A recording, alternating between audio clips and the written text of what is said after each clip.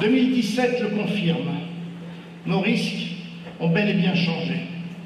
Au terrorisme sous toutes ses formes s'ajoutent des catastrophes naturelles d'une intensité inégalée liées au dérèglement climatique. Ouragans, feux de forêt. Notre pays a été particulièrement éprouvé cette année. Outre-mer, sur le continent, ou comme ici, en cette magnifique terre de Corse.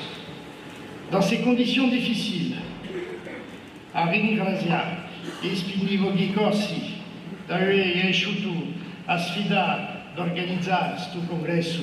Merci aux sapeurs-pompiers corses pour avoir su relever le défi de l'organisation de ce congrès.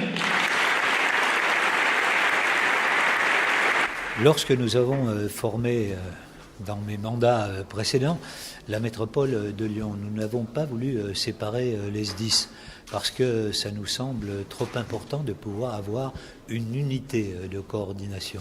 Donc même lorsqu'il y a la création de structures nouvelles comme les métropoles qui absorbent les départements, nous voulons qu'ils puissent rester en correspondance avec évidemment le département et que nous gérions de manière commune.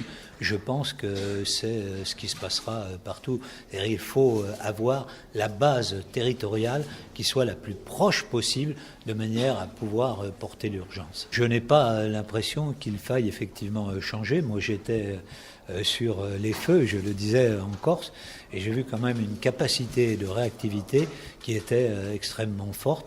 Et donc, il me semble qu'il y a un très bon fonctionnement. Donc, ce qui fonctionne bien, n'essayons pas de le changer. Nous avons été exactement comme il fallait être avec le ministre de l'Intérieur. Moi, j'ai tenu à l'accueillir lors de sa visite au congrès des sapeurs-pompiers, d'abord par politesse, ensuite pour tenir le rang qui est le mien, de président du conseil exécutif, et donc représenter nos institutions, et enfin pour exprimer notre reconnaissance, notre gratitude et notre soutien aux sapeurs-pompiers.